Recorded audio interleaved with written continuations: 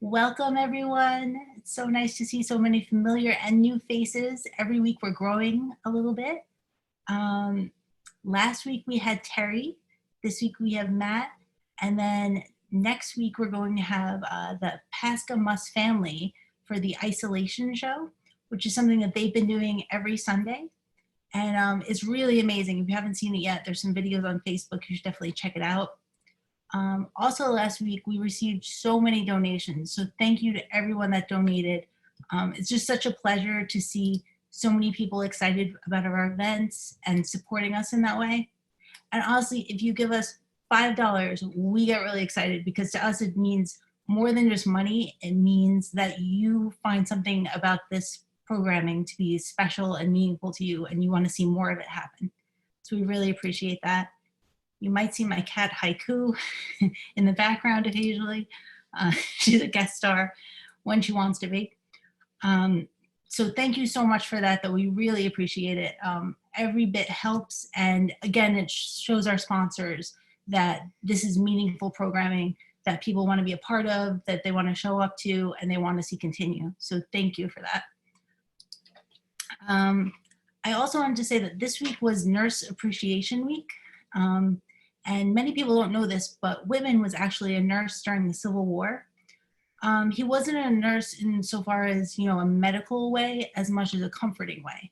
So he would meet with soldiers that had been wounded. To put in perspective, there was no such thing as antibiotics yet. So it was really a difficult time. And Whitman would do things like writing home to their families with them. He had this special bag that he would carry, and he would have sweets in there that he would give out. And you have to imagine there's makeshift tents during the Civil War in Washington. And Whitman, whenever he would enter one of these tents, all the soldiers would say, "Walt." Kind of reminds me of Cheers when Norm would come in. Everybody would just be, excited and want to have their special moments with Walt. Another profession that he had was he was a teacher before that. And that was really not his calling. He did not like being a teacher. He wrote a lot about how the parents would complain or, have things that they would suggest to him. So it was really a pivotal moment in his life when he did find his calling. Which also brings me to Matt, who's a teacher. We were just talking about how he teaches 12th grade. Obviously, during this time, that's a really, difficult transition. You don't get to say goodbye to your students right now. They're kind of going in a big direction. There's a lot of not knowing. So that's a really amazing profession, and also a calling for Matt. For him, yes. For Whitman, not as much. But so we're so excited to have you here, Matt. Thank you so much for volunteering your time. And this is my first time seeing Matt perform. I've seen videos, and I've seen those isolation videos as well. He keeps reading his poetry during it. And when we had Stephen Lacardi a few weeks ago, Matt read his poem that he was writing during the workshop, and it was like, wow, we never know how, all these good things that are going to come out of our workshops. So without further ado, we have Matt here. I'm going to give you the spotlight. Thank you for being here. Thank you so much for having me. It's so beautiful to see all of your faces. Shout out to a couple of seniors who have tuned in, extra credit there. And familiar faces, unfamiliar faces alike. Thank you to Caitlin for inviting me to do this. Thank you to the Walt Whitman Birthplace Association for all of the great work they do. My hair is extra high. It helps me get better reception, Wi-Fi. It just, helps me attain, the information I need. I really am so honored that you are all here. It shows a real declaration of faith and optimism that you would tune in on a Thursday evening and think that something I might say is worth hearing. And I don't take that lightly, and I hope that your optimism will be rewarded in some way, shape, or form. I'm kind of in the manuscript building stage. I've completed 2 books in 2011 and 2016. And I'm kind of 65% done with a third manuscript. And so that's something I've been working on. So tonight you'll hear half old stuff, half new stuff. And so we're kind of in that middle ground there. And for people who know me, there's always kind of a mixture, a rotation of the personal, the existential, and the socio-political. And sometimes they find each other within a poem. Sometimes they stick to their own lanes. But I'm going to bookend the evening with love poems. For me, the greatest poem I've ever been involved in is My Marriage to Terry Muse. And for me, that's always been a priority because I grew up around artists who declared very openly that their art was their spouse and always would be. And that's kind of been a cliche for centuries. And I don't buy it, or at least it doesn't work for me. So I might get work done more slowly, but I feel like I'm not neglecting my marriage or my children, which I think artists were kind of okay with for a really long time. So kind of just a little historical perspective there. So a big part of love is consistency, showing up every day. And this is about what I do every morning for my wife, which is make coffee. So this is from Ravenwire. I'll be reading a lot from Ravenwire. It's the last book that came out. A husband makes coffee. Water right above the line for a just you kind of pot. Imaginary contest of who came closest. Dump the excess and I'm an 80s waitress, bent elbow nixing spillage, sloshing down the shaft. A button's green light says, go live your morning elsewhere, while I turn liquid to gas, powder to draft, beans to verve surging through the blood. This alchemy wasn't mine until 32, when parenthood called for Olympic focus in the unwinding hours.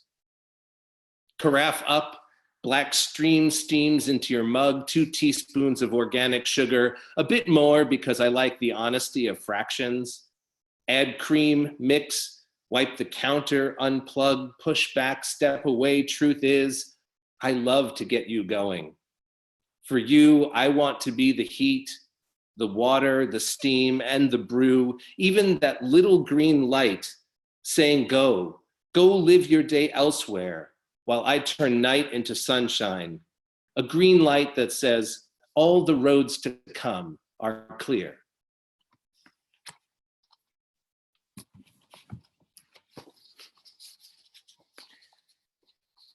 Thank you for the visuals. I'm in a vacuum sealed chamber here where I can't hear anything. So an assumption that people sometimes have is that people who love poetry love all poetry, or because you're a poet, you love all poets.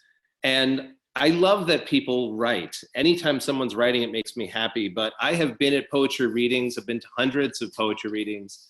And I've been to some where I feel very uncomfortable.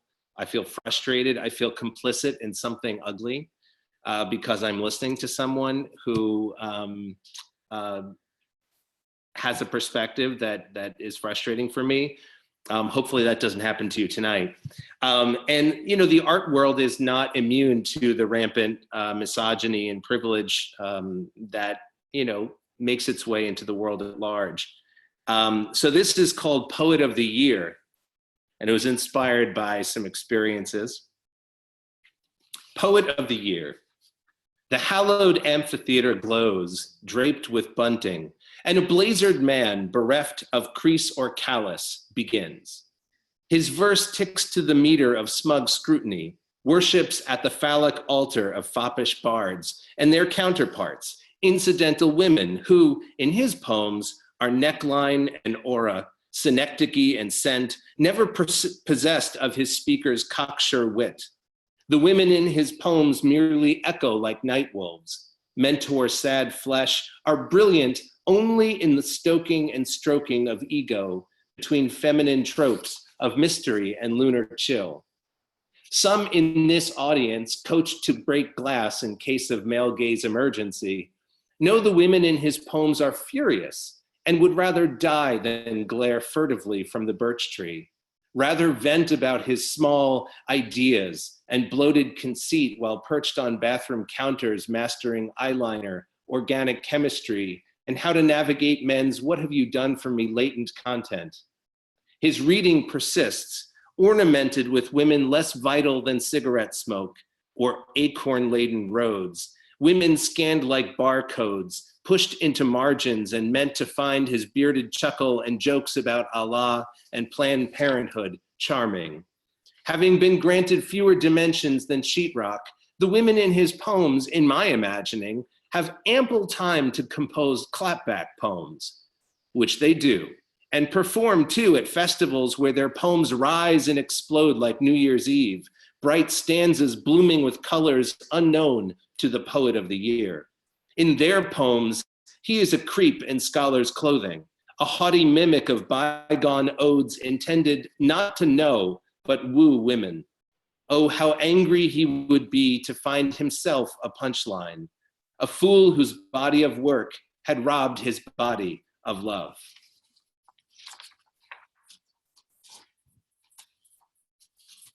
So there you go. Thank you for the comments on the chat. I will look at it later meticulously.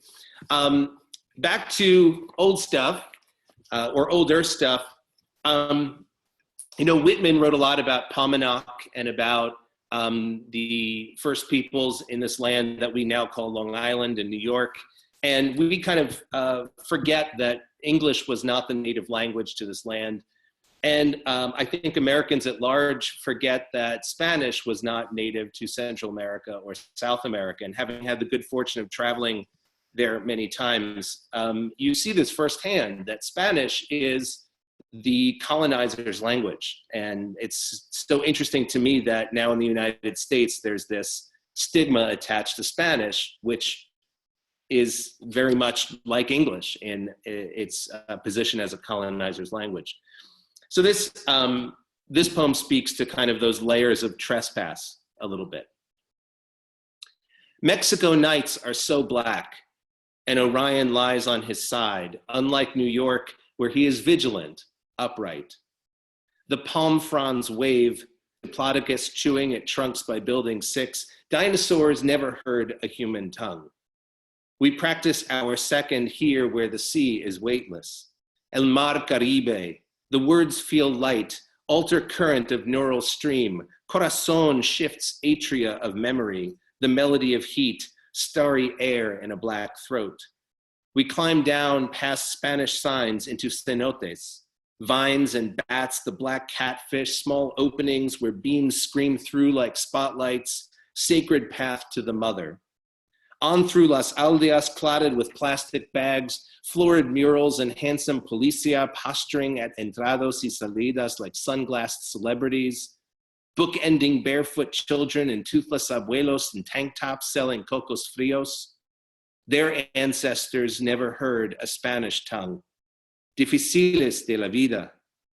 Yet a niña rides the back of her papa's bicycle 5 meters from town, past the sisal field and runt-eyed vultures, and he smiles, her hands so sweetly gripping his shirt. What happiness is, felicidades in the mouth, comes and goes like Yucatan rain, spreads across Mayan land, where hands still beat corn and weave henequen and remember all the many words for invasion.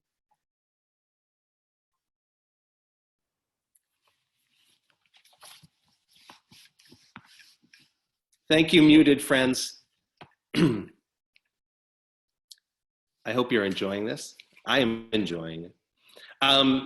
So in 2 days, I'm going to be 46 years old.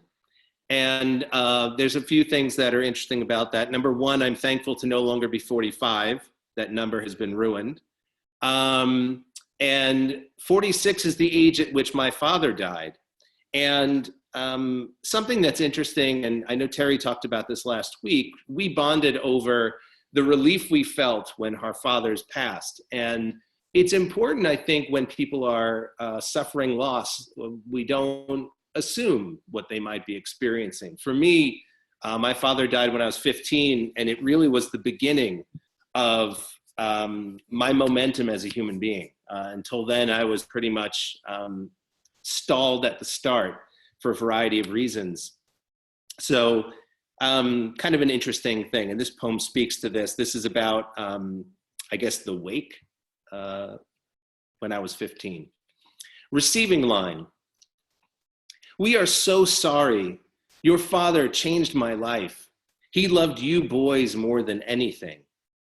Interminable string of rotten pits pitched toward my stiffened face, sealing me into fabric, lengthening pants, cinching necktie, the chandelier of my mind lowered and gone dark. A tall 15 poised on thick rose-patterned carpet, steamed shirt, polished shoes. I stood so many miles from speech. The sun cannot be seen directly. Heads tilt at disparate angles of refracted light. They did not know the man whose tongue cast my house in iron while they flipped channels in tidy rooms.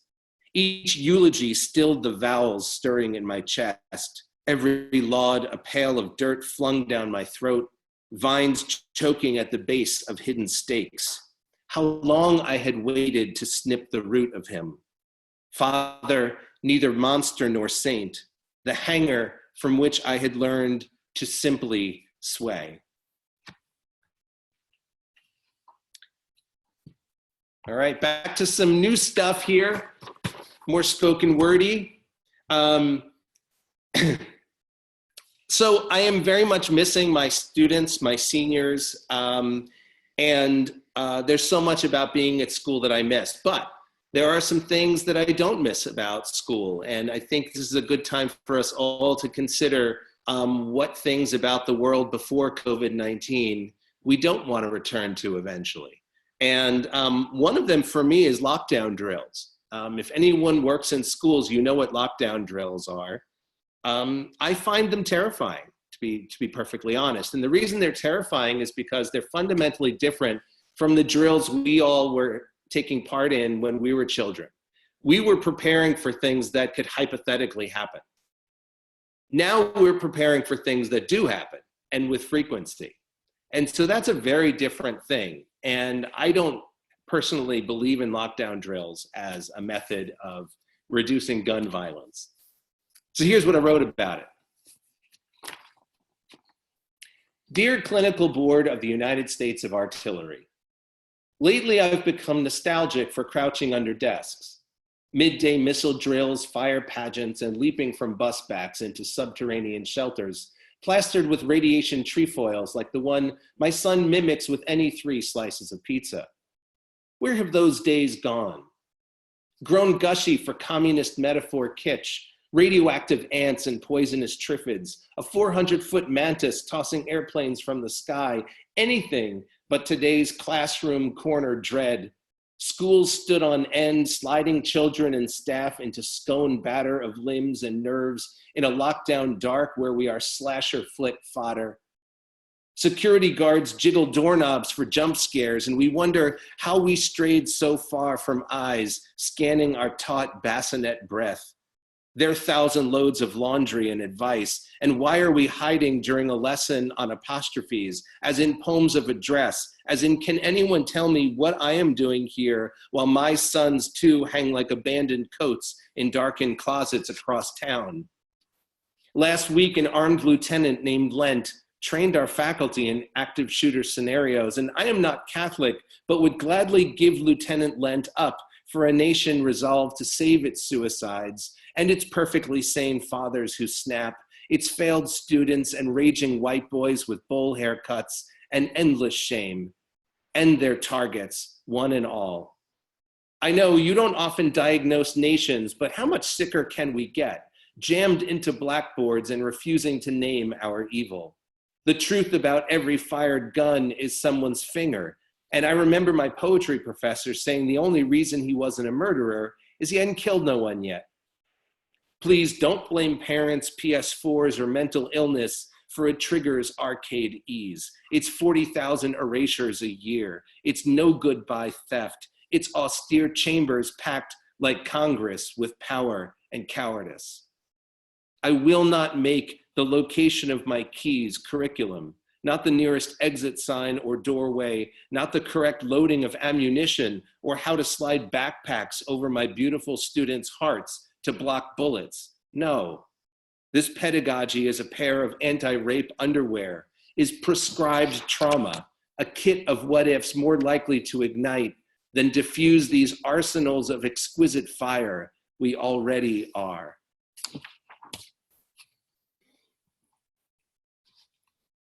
I got a little worked up there.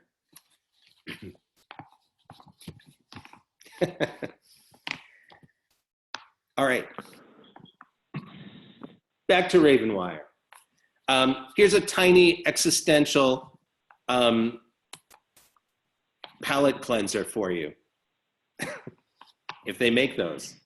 It's called Everywhere is War. And it's really about the fact that conflict is the natural constant of our lives in both positive and negative ways.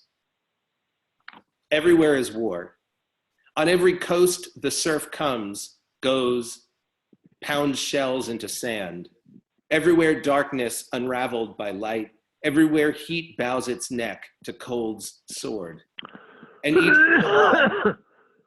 each July, Russian sage purple hands, as if conducting Tchaikovsky. Tiger swallows stagger in pairs of delight, and leopard slugs find the right street-lit sidewalk to slime. Sometimes we help life along. Some women are free. Some men know better. Some children eat grapes and read books, and some tortured finally rest. Mostly, our static wends idly to the base of a bluff. One river has spent 1,000,000 hard years carving down to size.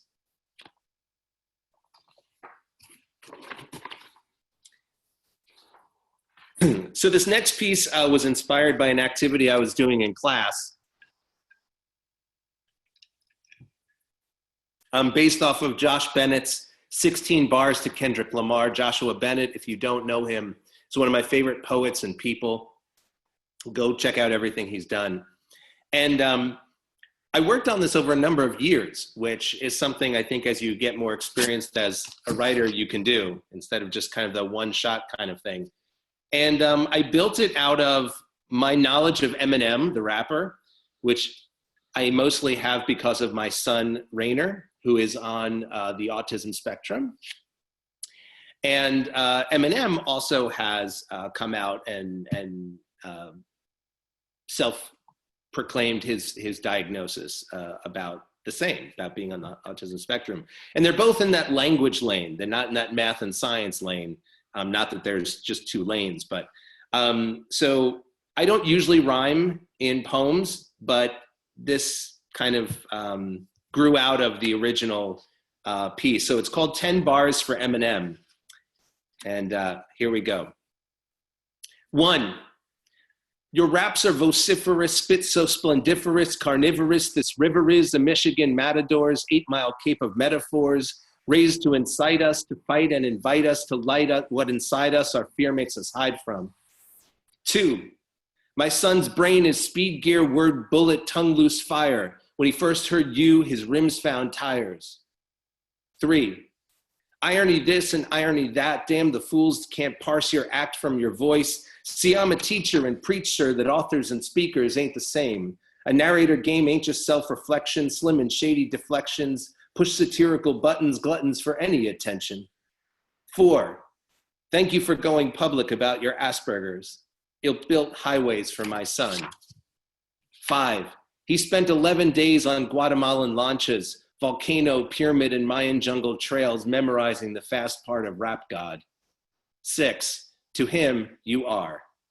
7, had you been my son, I'd have stayed and fielded the question streaming through your mouth's transom like untranslated wind.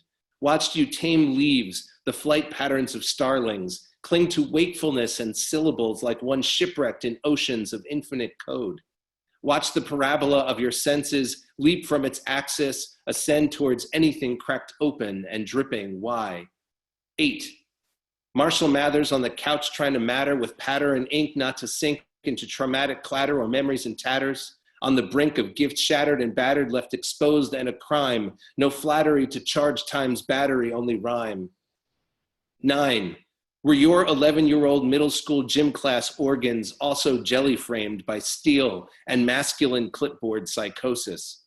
Can I offer you even now a rib cage of morning sun, a steamroll of ions at low tide, the god of this love pressing your knuckles to the shore? 10, when my son ciphers his way through absent increments of time, holds his little brother's hand, hugs the waiter who serves him pizza, and begins every day bright and clean and full of unironic hope, despite the snail-bashing world closing in. When my son really stands up, when he stands up, when he stands up, I thank you.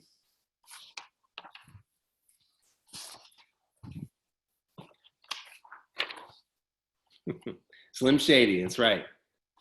Didn't think you were gonna get some Slim Shady tonight. I'm using a form from another one of my favorite poets, Clint Smith. I don't know if you know Clint Smith, look up his stuff. We've done quite a bit of travel, and one of the things that travel does is it makes you not only understand the rest of the world, but also understand the limits of the world you come from and how ungreat it can be sometimes, to use the phrase. And the form that Clint Smith uses in a whole mess of his poems from a book called Counting Descent is what blank said to the blank. And it's a fun exercise to get yourself to kind of create a dialogue between disparate things that wouldn't normally talk to each other. So this is more new stuff here. What Mexico said to the US. Here, some days are Quetzal gemstone flamingo or photon sonata of soil, and all the avocado trees whisper peace, and coffee nubs spiral into blue pails under low cumulus, spading weeds between zócalos y pirámides, where we replant the human heart. To you, we are cartel peligroso and uncivilized. You, to us, are impoverished, sneering at our drum-blown chili dust growl, our smoke burn, our Guadalupe fiestas de oraciones y buñuelos. Your marble museums omit us, but not your Taco Tuesday Cinco de Tequila cash flow. We learned centuries ago to run from your death tick. Like chalk's lightning axe through the air, we look up, wonder when you'll take more of our sky. How you took Arizona, Utah, Nevada, California, Texas, and New Mexico, crossing every border we owned. In your country, airbrushed breasts dazzle and tempt, coiffed ladies lament expired coupons and shop elsewhere, once black-haired señoras appear in market aisles calling, "Vámonos." In your country, wealth is morality, poverty, sin. The rightness of whiteness branding flesh taught all the wrong history. A land where every week children are shot and no one says a thing.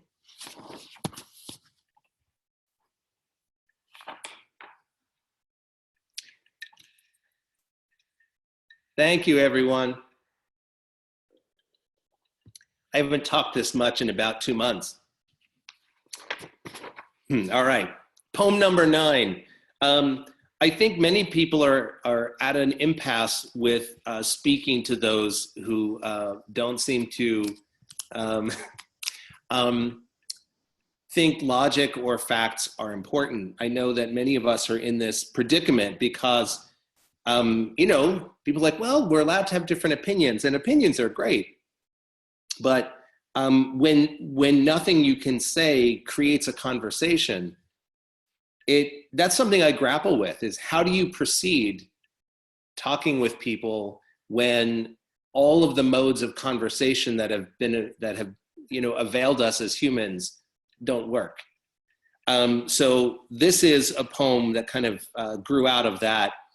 And it's called Literally, or How Bad Reading Ruined the World.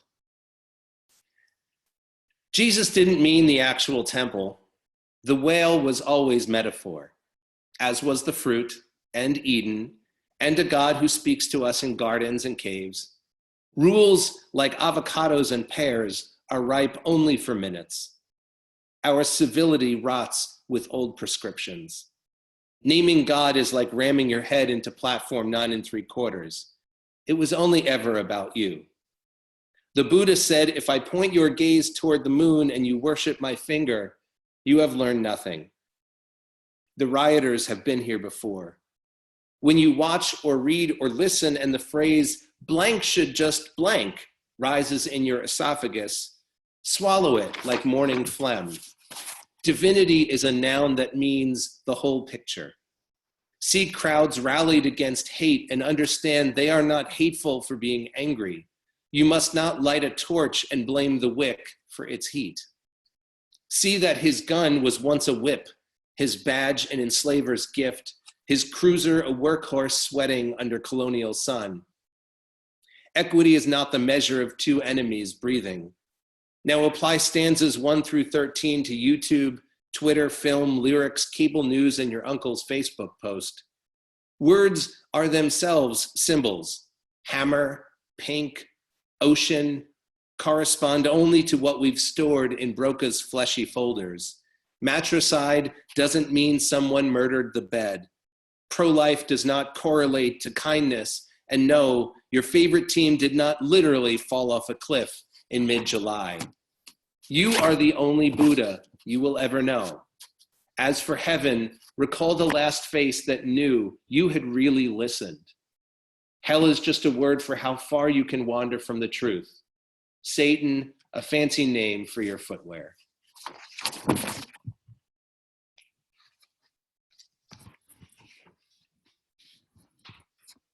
Thank you for your lovely comments, my good people. Speaking of critical thinking, this is kind of an oldie but goodie. Granted, I was a geography obsessive as a child and still am, but there are little things that I think should not go unchecked. And one of them for me is when people refer to Africa as a country. I know you've all heard this done. And it's not just a mistake. It's emblematic of cognitive dissonance. It's emblematic of a conscious movement to construct race and justify despicable behavior for half a millennia.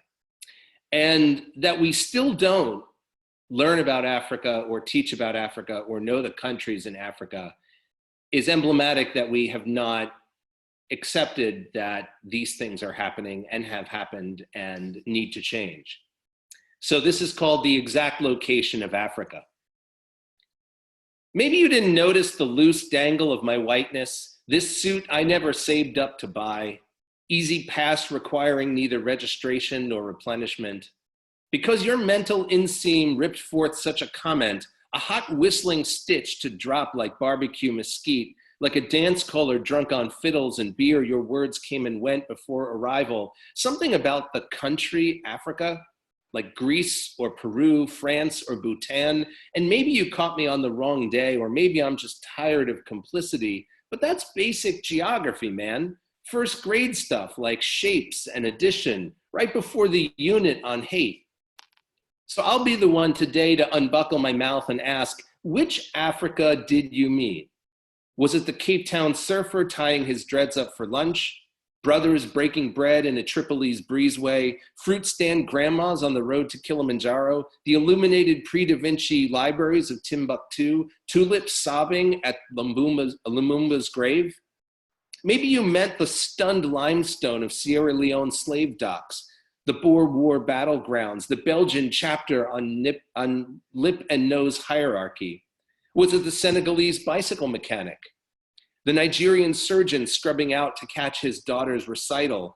Please tell me it wasn't Joseph Conrad's Congolese pit of human conscience, that dark, dead on arrival, machete-sharp lie of primitivism. Or could it be you meant the Togolese mother's arthritic hands knotted by decades of braiding, Ghana's hydroelectric plants, the Egyptian tour guide pregnant with her first, the Somalian waiter preoccupied with tonight's date, the Kenyan preteen dizzy with note cards, or the Tanzanian imam penning letters to his Long Island sweetheart. And if none of this is what you meant by Africa, try looking in the mirror, flipping the lid off your alabaster skull and scooping out whatever poverty, disease, and ignorance you find rotting there in the darkest, the very darkest continent of all.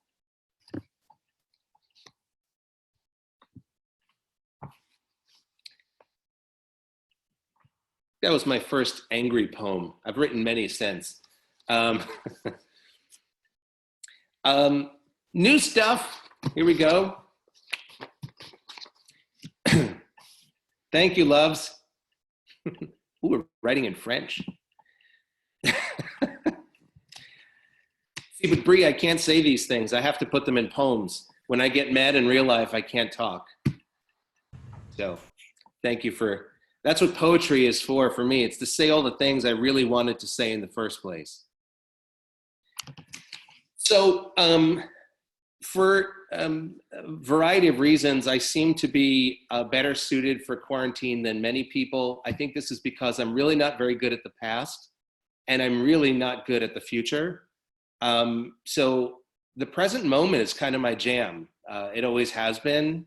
I don't know if that's born out of trauma or defense mechanisms, or I'm a Taurus, but the present moment is kind of what I'm best at. And I think in a situation like this, you can go crazy if you're not there. So yeah, so here we go. This is a poem called Virga. And so many of my favorite words and ideas come from science and math. So poets got to remember to keep up on their science and math. Virga. There is a kind of rain that never hits the ground, never collects in fat pools to reveal your flaws wriggling like worms. The ex-wife, misplaced money, lost friendships, strung like shark teeth on a thread. Do not confuse this rain with the kind pelting the hosta patch, deck chairs and bike chains, the one leaking through ceilings onto splash cymbals and toms, my boy summons like a sorcerer. If I were to die, rain might or might not exist. The hostas, azaleas, plastic pails, my drummer son too. I would no longer be woven into rain's measures like a fermata or coda, and maybe no eye would be mirrored in water, only branches and nude grapevines shimmering in ribbed twilight, wordless, free of mistakes. Sometimes the post-storm moonlight shatters my pupils, and my wife and wisdom are all I have. Long ago, every feeling demanded alms, but time makes so little sense now. The seasons spin like a top, and I stand in the road, a heretic of presence, sniffing the sulfur of struck stone, licking salt from her mouth, and typing out another verse to be read when I am gone. Virga is a kind of rain that evaporates before hitting the ground, and really, isn't that all this ever is?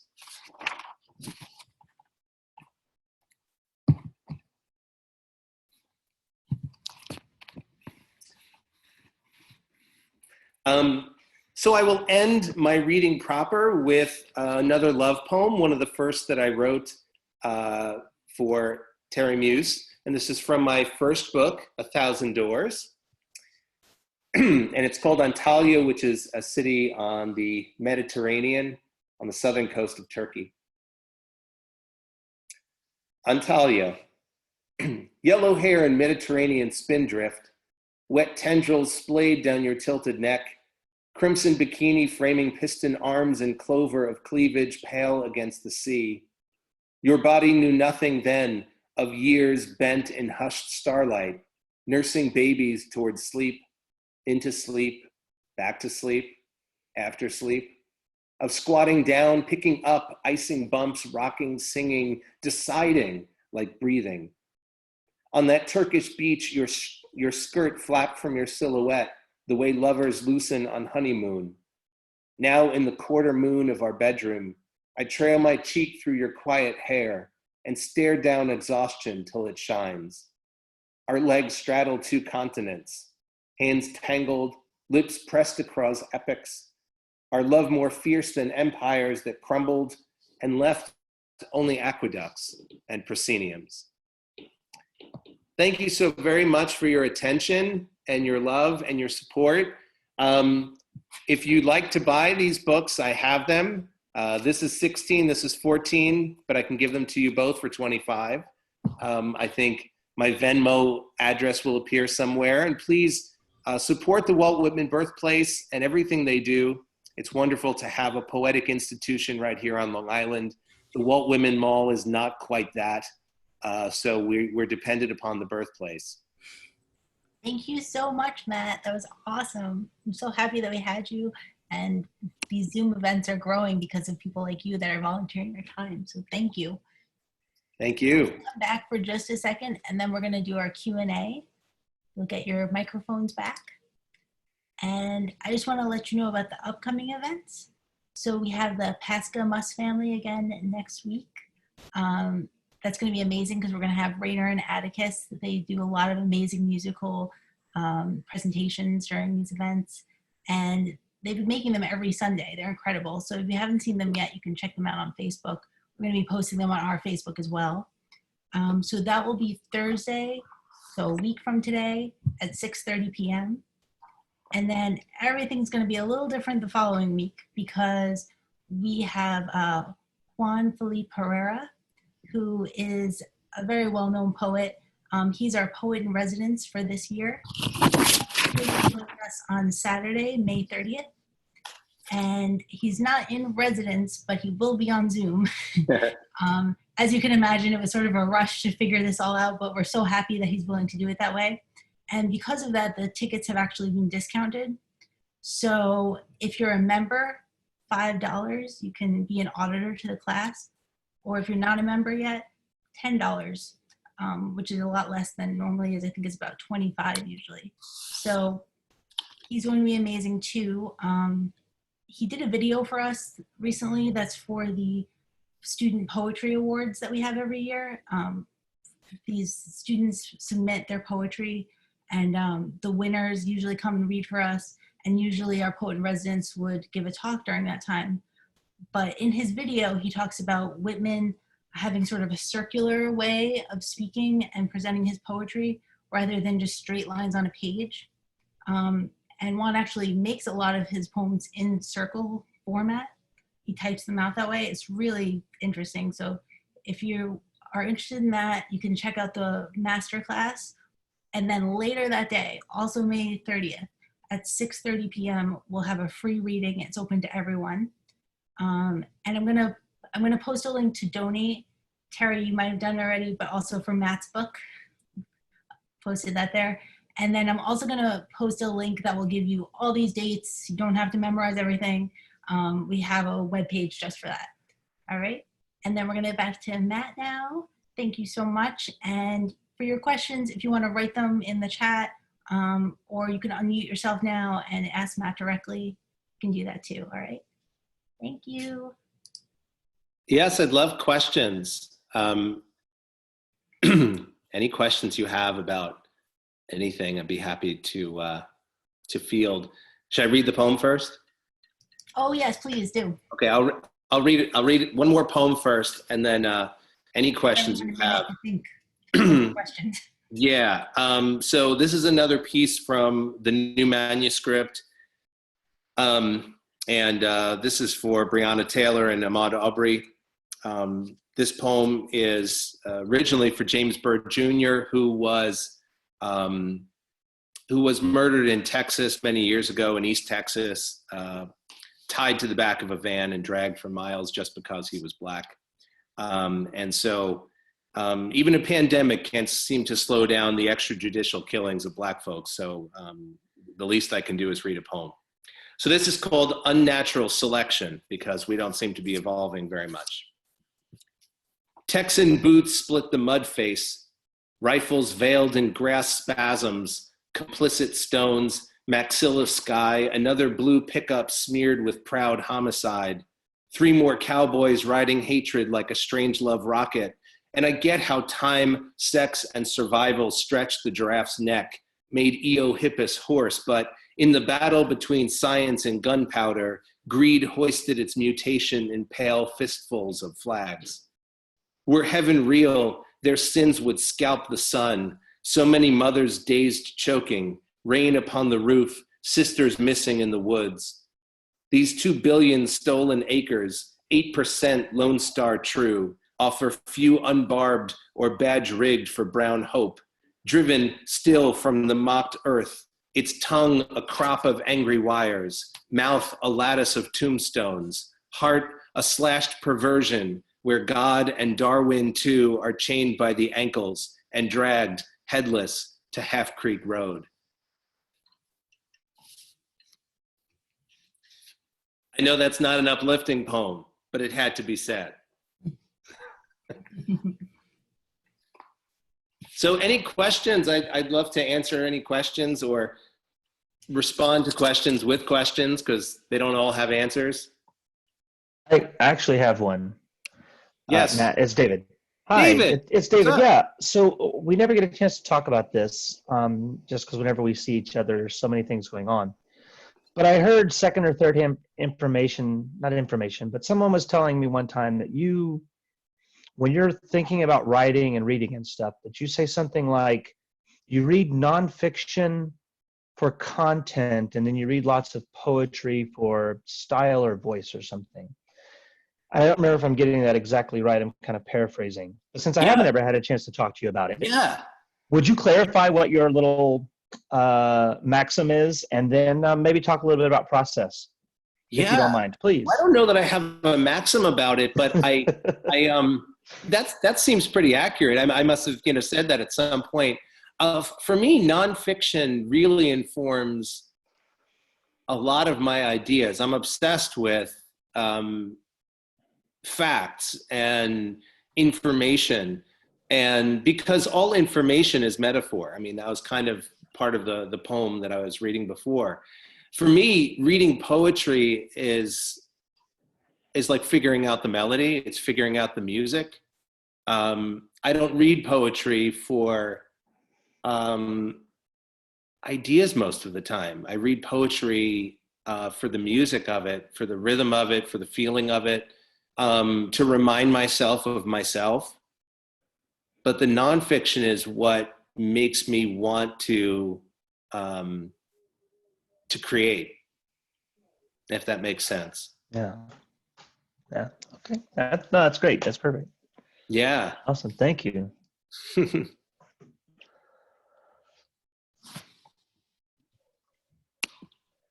Anyone else? There's a question in the chat that somebody had. Oh, I'm muted and I was just reading it. Sorry. Okay. Matt, I'll read it to you. When did you feel your writing was worthy to publish? Did you have a mentor? And what was your very first step in making that leap from writing to sharing? Mm-hmm. Yeah, I have an interesting relationship with poetry because I grew up around poetry. My father wrote poetry, my uncle, and so I really avoided it for a long time. I'm like, I need to get away from this. I want to do something else. I was always very much obsessed with music and and geography and other things.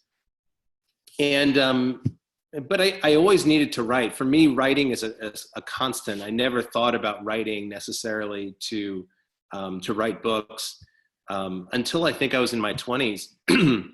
And I was trying to get some poems published. I had some mentors in college, but they lasted for 3-4 months at a time. And I don't know. I think devoting myself to teaching came first. And so there was a long stretch of time when I had tons and tons and tons of writing material and wasn't sure what to do with it. And I think around the 10, 11, 12 year mark in teaching, you start to think you have a clue what you're doing. It takes at least a decade to feel like you know what you're doing, I think. At least. See Wayne nodding. And I was like, wait, actually, I don't have to spend 4 hours tonight planning. maybe I can work on a poem. And so I think the building of the first book came out of finally having time to put some things together. Unfortunately, I think the first collection I put together was more of an anthology of different selves I'd had over the years because the period of time was so great. So I think that wasn't ideal. Looking back, it wasn't ideal. My second book really came out of material I generated in 2 years in a particular kind of focused frame of mind, which is what I prefer. So the first book can be kind of, I think, a little dodgy for many people because it sometimes is a conglomeration of uneven stages in your life, if that makes any sense. But was it worth sharing? I don't know. People seem to like my writing. They've told me that for most of my life, so they may be lying, but you know, it's important to me. So I write to figure out what I'm thinking. I think a lot of people make that mistake that writers have all these ideas and then they just write them down.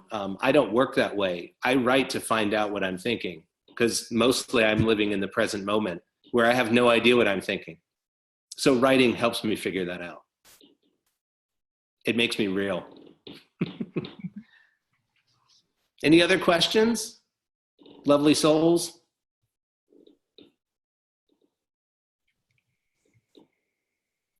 A lot of really wonderful headgear out there. Appreciate the hats and berets. I have a question. Yes, Julianne. I have heard you say, and I've used it many times with my kids, and that is that you have to write about something or talk about something until you don't need to talk about it or write about it anymore. And I wonder if some of the things that you thought maybe you didn't need to write about anymore continue to come up at various times in your later life. Yeah, they don't come up much. I mean, I think, you know, it was a running joke for a very long time between Terry and myself that, I just wrote another dad poem. I mean, this went on for, 15 years. We're just like, when are we going to stop? And for me, it's pretty much stopped. I mean, every now and then he'll find his way into a line. But I feel like I've written so much about that initial cauldron I come from that I don't write about it much anymore, or I need to write about it in a new way. I think because I've written about it in kind of more fully frontal ways, I'm trying to find new ways that are more important for me than they are to tell the truth of what happened. Trying to find a way to talk about it that helps me in the present, rather than kind of excavate that material. I don't think I really need to excavate it much. I'm done with that. I'm tired of that. But I am looking for new ways to connect it to the present moment and the way that I'm trying to make sense of the world around me and my place in it. All right, and then we have a question from Terry in the chat. She says, What don't you know? what is the next collection about? So the tentative title of the next collection is Traitor. And, Dante put the treasonous in the lowest circle of hell. And so I'm not saying that people should go around being filled with treason. Those to whom we choose to devote ourselves, our families, our loved ones, our students, our coworkers, our colleagues, those things we choose and elect to dedicate our lives to, I don't believe in betraying. Those things over which we have no choice, that's what I'm exploring in this collection. Race, gender, class,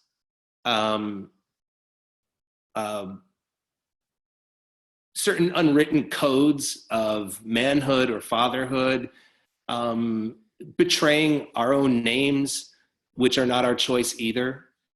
How we get stuck with the name we got stuck with. And so I'm really fascinated, and I guess this is kind of answering your question, Julianne. Where I come from, I'm trying to figure out now why I've been so hell-bent on betraying all of that. And for me, being a trader is the way forward for so many of us if we're going to affect any sort of change. And again, I don't mean that in a betray the people you care about and you've chosen to be with. I mean that in a betray the things that you didn't choose in the first place. And what that means. Kind of that dissent is the greatest form of patriotism kind of idea. So there you go, traitor. Awesome. All right, and then we have another question from Bree. Would you ever consider writing a geography collection or one focused on countries and cultures that Americans and people in first world Western cultures don't typically think beyond the one-dimensional or stereotypical? We've already talked about this, not so much a geography collection, but something a little bit less esoteric and academic, something more, I think, mainstream in terms of our family religion, our family philosophy as experiences, not stuff. And for us, travel is how we challenge ourselves, how we get out of our comfort zone, how we continually better understand the place we live, the things we have, and the way other people do things. And, having been to 25, 30 countries now, and our kids having been to, 20, it's something I think we all can collaborate on and make accessible for Americans, make accessible for people who have been kind of inculcated with this idea that the rest of the world is a step down, or that the only viable vacation places are Disney and the Caribbean. And that, Mexico has more historic sites than most European countries. And it's gorgeous and it's beautiful, and, it gets the worst PR here imaginable. So I think there's a lot to be said for kind of peeling back the misleading information that we've been given about the rest of the world. And it's something we've been talking about. So now that Terry's done with her second book, urge her, push her, get that going. Thank you, Bree, for the suggestion. Do we have any more questions? Anyone else? All right, so everyone, if you wouldn't mind unmuting yourself so we can give Matt a big round of applause that he very much deserves. Hey! Bravo! Here's all rescue, Matt. Hello, people. Thank you so much, Matt. Humble. Remember to buy his book on Venmo. I'm going to put that in the chat one more time.